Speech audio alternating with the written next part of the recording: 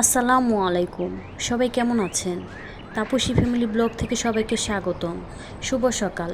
সকালটা আজ আমার শখে ছাদ বাগান দিয়ে শুরু করলাম। বেশ কিছুদিন থেকে ছাদে আসা হয় না। ঈদের পর থেকে বৃষ্টি আর বৃষ্টি। ঈদের ছুটিতে বাড়িতে যাওয়ার পরে থেকে গাছগুলো নষ্ট হয়ে গেছে, গাছের যত্ন নেওয়া হয়নি। বর্ষাকাল, ছাদে অনেক ঘাস হয়ে গেছে। বৃষ্টির জন্য ছাদে আর আসা হয় না। ভাবছি একদিন সময় করে বাগানটা পরিষ্কার করব, পরিষ্কার করে তারপরে আপনাদের মাঝে তুলে ধরবো একদিন। দেখেন কি সুন্দর বেগুন হয়েছে, টুকিটাকি যাই বেগুন হয়েছে আলহামদুলিল্লাহ। এর আগে নতুন গাছ যখন ছিল আরও প্রচুর বেগুন হয়েছে, আমি নিজে খেয়েছি এবং কি প্রতিবেশীকে একটু একটু করে দিয়েছি। আর গাছ নষ্ট হওয়ার পর্যায়ে তারপরও বর্ষাকাল যেহেতু গাছগুলো আবার তাজা হয়ে গেছে, হয়ে আবার যাই একটু একটু বেগুন ধরে, তাই অনেক এখন তো বেগুনের দাম অনেক বেশি, 80 টাকা কেজি।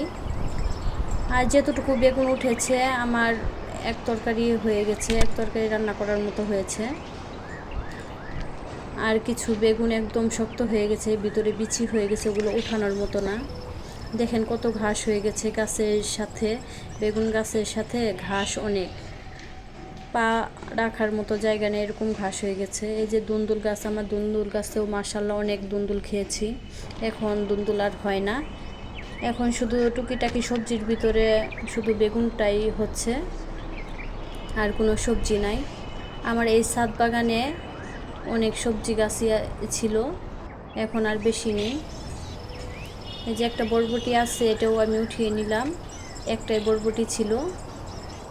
পুঁই শাক গাছও নষ্ট হয়ে গেছে। আর কি যত্ন না নিলে যা হয়, যত্ন ছাড়া কোনো জিনিসই ভালো হয় না। এই যে এটা শক্ত হয়ে গেছে, কয়েকটাই শক্ত হয়ে গেছে, এটা এগুলো আর উঠিয়ে রান্না করার মতো না। আমার মরিচ গাছটা, এই যে নতুন মরিচ গাছ, মরিচ ধরেছে, এগুলো খাওয়ার মতো এখনও বাড়তি হয়নি, কচি রয়ে গেছে, এগুলো আর উঠানো যাবে না। আমার বাগানে অ্যালোভেরা গাছ আছে, চাল কুমড়া গাছ, মিষ্টি কুমড়া গাছ, এগুলো আরেকদিন আমি শেয়ার করব, আজকে আর শেয়ার করব না। বরবটি গাছ আছে, বরবটি বেশি ধরে নাই। ড্রাগন গাছ আছে, টুকিটাকি অনেক গাছই আছে, অন্য আরেকদিন আপনাদের মাঝে শেয়ার করব। ফাইনালি দেখেন আমার হাফ কেজির মতো হবে বেগুন হয়ে গেছে, এইটুকু আমার তরকারি হয়ে যাবে। এখন আমি সকালে রান্না করব, গরু গোস্ত ভিজিয়ে নিলাম, বরফ ছাড়তে থাকুক।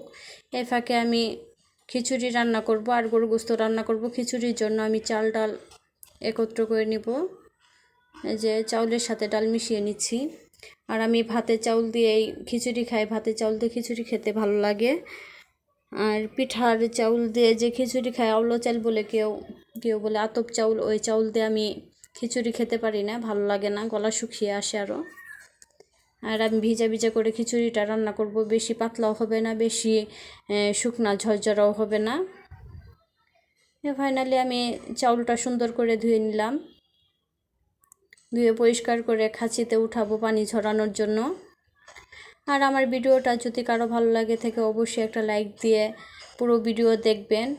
আর আমার ভিডিও কোনো অংশে যদি বেশি ভালো লাগে থাকে সাবস্ক্রাইব করে আমার পাশে থেকে যাবেন। আর আপুরা আমার ভিডিওতে ভয়েস দিতে যে এতবার ভুল হয় কি আর বলবো, মাঝে মধ্যে মনে হয় আর ভিডিও আপলোড করব না।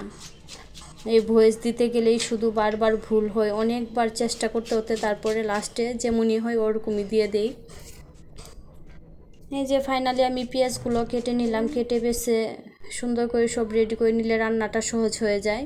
আর অফ ক্যামেরায় আমি বুটের ডাল আর খেসারি ডালটা আমি সিদ্ধ করে নিয়েছি। এখন আমি খিচুড়িটা বসাই দেব, হাঁড়ি গরম হয়ে গেছে, এতে তেল দিয়ে দিব, তেলে তেজপাতা গরম মশলা সব একে একে সব দিয়ে দিব, দিয়ে পেঁয়াজটা দিয়ে দিব, পেঁয়াজ কুচি দিয়ে দিব। পেঁয়াজ কুচিটা বাদামি কালার হয়ে গেলে আমি একে একে সব মশলা অ্যাড করে নিব।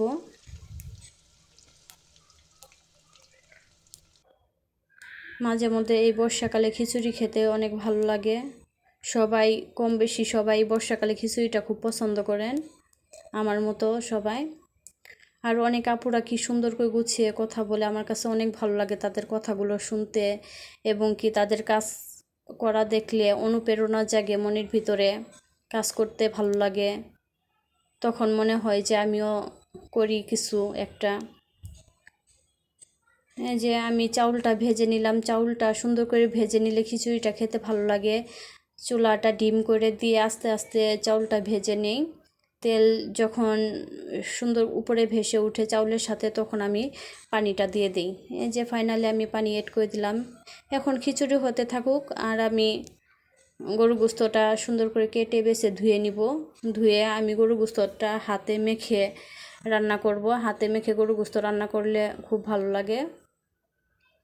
যে আমি গরু গোস্তটা ধুয়ে নিয়েছি অফ ক্যামেরায় সুন্দর করে। পেঁয়াজ কুচি দিয়ে দিলাম, এতে আস্তে আস্তে সব মশলা অ্যাড করে দিব, দিয়ে যে মাখিয়ে নিলাম ফাইনালি। এর ভিতরে আমার খিচুড়িটাও হয়ে গেছে। এই যে এইভাবে মাখা মাখা করে খিচুড়িটা আমি রান্না করে নিলাম, অনেক টেস্ট হয়েছিল। আর অফ ক্যামেরা আমার গরু গোস্তটাও হয়ে গেছে। এখন সন্ধ্যায় বাচ্চাদের আমি দুধ আর পাউরুটি দিয়ে নাস্তা দিলাম, এটা খেয়ে বাচ্চারা পড়তে বসবো। আগামীকাল আমার 2 মেয়েরই পরীক্ষা হচ্ছে, মাসিক পরীক্ষা। এই যে ফাইনালি মেয়েরা পড়তে বসছে। এক রুমের ভিতরে আমার খাওয়া দাওয়া, এক বিছানায় পড়াশোনা, সব কিছু বিছানার উপরেই। তাই আমার পড়ার টেবিল নাই এক রুমেই, সব কিছু। আর সবাই ভালো থাকবেন, সুস্থ থাকবেন, আর আমার পরিবারের জন্য দোয়া করবেন। আসসালামু আলাইকুম।